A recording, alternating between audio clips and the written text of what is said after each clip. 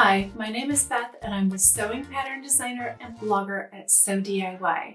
In today's video, I'm going to talk about a very fancy schmancy evening gown that I made this month. So it all started at the end of January. I found out that my boyfriend got us tickets to a fancy event on March 12th, and I had 6 weeks to make myself a dress. So of course I could have just bought a dress and it probably would have been a lot faster, but I wanted something that was really special, that was customized in a style and a color that I picked out, and something that was fitted for my body. Over the years, I've honestly not really enjoyed shopping for clothing because it's so hard to find anything that fits. So in my mind, it was just easier to make something myself, plus a lot more fun. So the first thing I did when I decided to make my own dress was to look at inspiration. And so I spent time on Pinterest and different shopping websites to look for styles that appealed to me. And as I was looking, this dress over here became my top pick. This is a dress from Nordstrom's. I really love the one shoulder and the drama of the skirt. Plus, I felt like it was a style that was achievable. There's nothing too challenging in sewing this design of dress. And with only 6 weeks to sew it, I knew that I needed to choose something that was a little more simple. So after settling on a design style, I went through my pattern stash to see if I had anything that would be a good starting point. And I found this vintage pattern. And the way that this pattern is similar is that it has 2 different pieces for the bodice. So I thought, okay, this is a really great place to start. I love the pleats that come from the shoulder, and I can just leave off the other shoulder. So I took this pattern out, traced it, started working with it and making a muslin. And I felt like it was a little bit funky. And mostly that was because the darts underneath the bust on the left and the right were not symmetrical. And I felt like this was really weird to me. It's totally possible that there is something that I'm missing in the pattern drafting that would make the bust, or that would make you design it where the darts underneath the bust were not symmetrical, but it wasn't readily apparent to me. And the fit of that muslin was only okay. So I ended up really going back to the drawing board and I started drafting my own. So I actually found a reference design in this fashion design book, which I use for my own drafting. And it was a one shoulder design with pleats at the shoulder. So I was able to take that and start my design from there. So after I started drafting my own, I probably went through 4 or 5 muslins.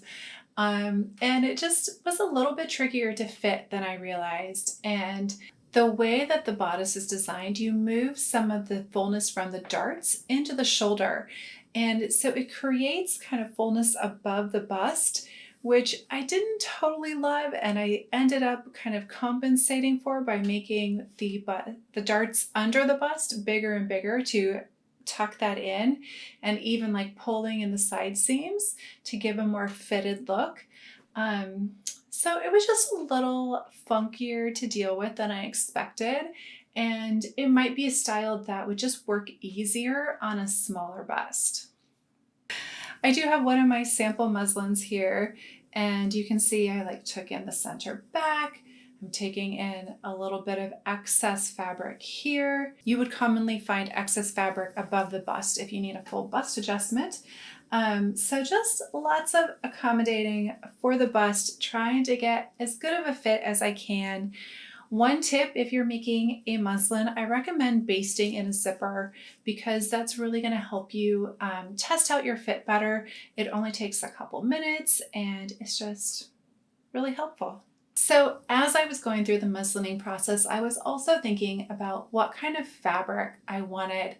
And I wanted to have a fabric that was kind of heavier. I didn't want anything light and diaphanous. I wanted something that would hold its structure and feel kind of weighty. So I was going for a medium weight fabric, And I wanted something really luxurious too, like a silk.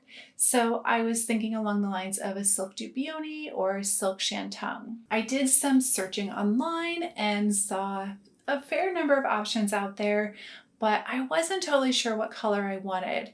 I really thought I wanted something blue, but also felt like I had to see it in person to know. So one day I had a free afternoon and I went to the LA Fashion District. I live in Los Angeles, and I went shopping. I had some recommendations from friends to check out the store Fabrics and Fabrics because they have silks. So I went there first, and they did have really nice fabric, a lot of nice silks, but they didn't have the right color for me. I should also mention that they had good prices on their silks. I think they were about $20 a yard. So while I loved their fabrics, I didn't find the color I was looking for. Kind of the closest was a silver, but I was really looking for a blue. I feel like I look really good in blues. I love blue, and I feel like it highlights my eyes. So I was looking for a deep, rich, sparkling, not sparkly, but a really deep, rich blue. So I looked all over the LA Fashion District, and there are a lot of cheap fabrics there, which I usually love. I would snatch them up. There's a lot of kind of formal wear fabrics, but it's also mostly polyester. Michael Levine did have some silk dubioni and some other silk, but I found that the silk dubioni usually came in a smaller width, like a 45-inch width, and I wanted to have a really big skirt, so I wanted to have a wider fabric. So, and again, I just didn't find the color I was looking for. So as the afternoon went on, I decided I'm not going to find anything in the fashion district, and I headed down the street to Mood, which is not too far away. It's like a 10 to 15 minute drive. Mood has an amazing selection of fine fabrics for evening wear. They have like lace and sequins and tons of silk, and I probably spent 45 minutes just looking at their silk section, and I found the color that I wanted in the right weight. There were so many that were just too light. They weren't what I wanted, but I finally found what I wanted, and it was that medium weight, the right color, and a silk blend. And it turned out to be $40 a yard, which I was not jazzed about. So it's this beautiful royal blue.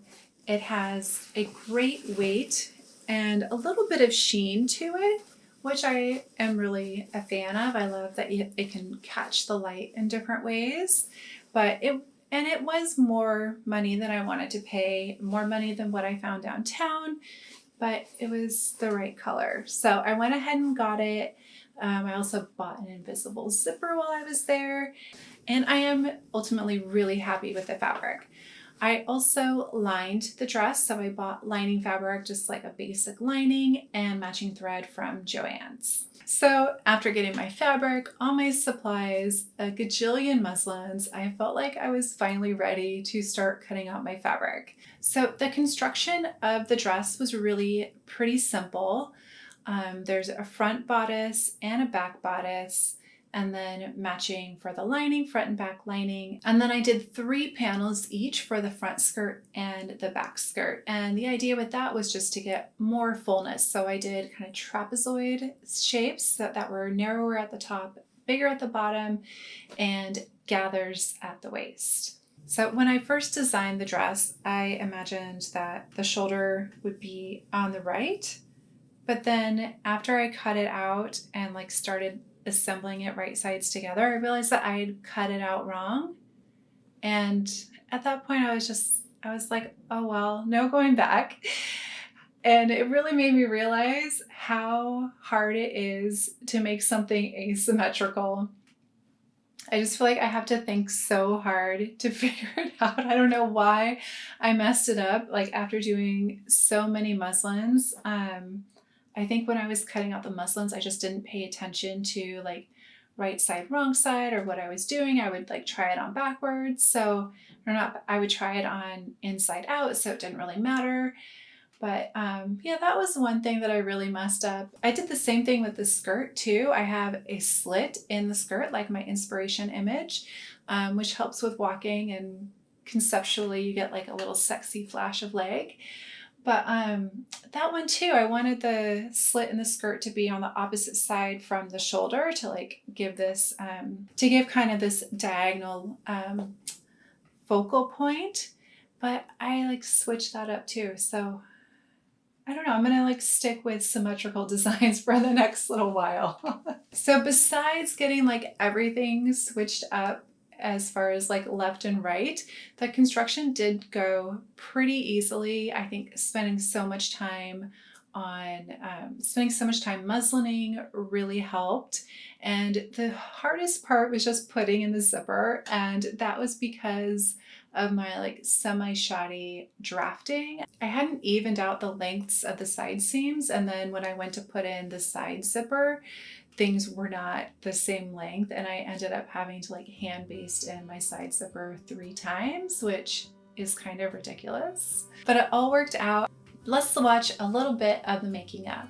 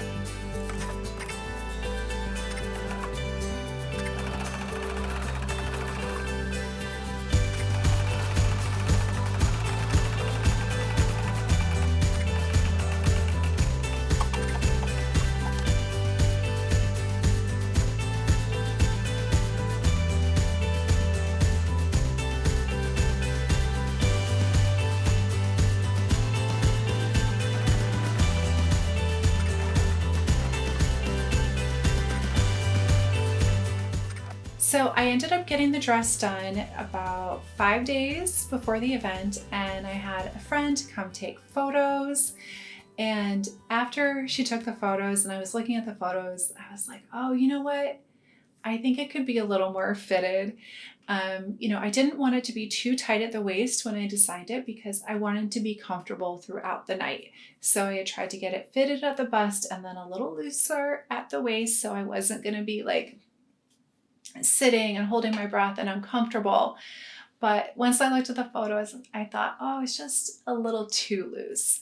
So I ended up just taking in the darts under my bust a little bit more to give a little more definition. And another big addition, which I highly recommend if you're making a one shoulder or strapless dress, is I added a waist stay to the dress. And the waist stay is a piece of grosgrain ribbon that matches your waist measurement. And you put that on the inside of your dress, and it can be smaller than the waistline of the dress. So when you put on your dress, you attach the waist stay ends to each other. Mine is fastened with a hook and slider like you would find in a pair of pants.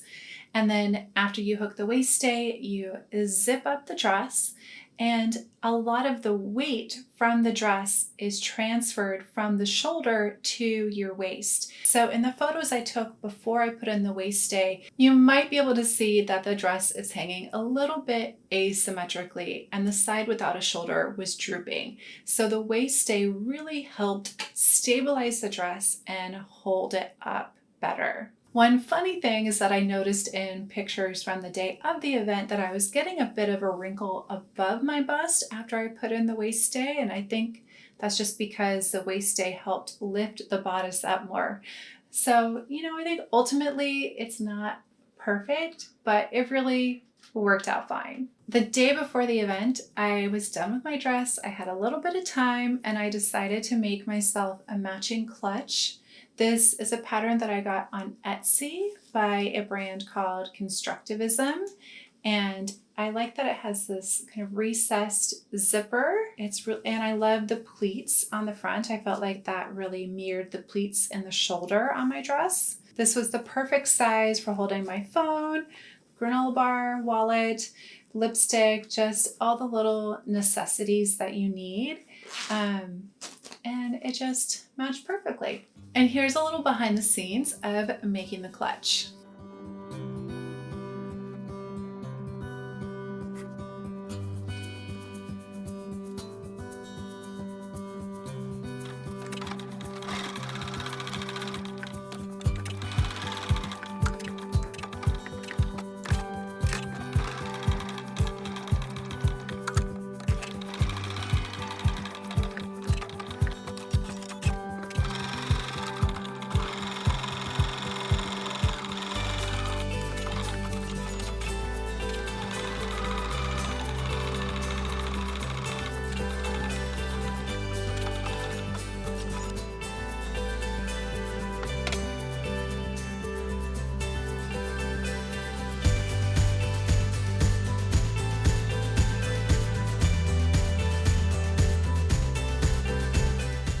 So I haven't made very many evening dresses in my lifetime, but this was definitely the most fancy, biggest event I've ever gone to.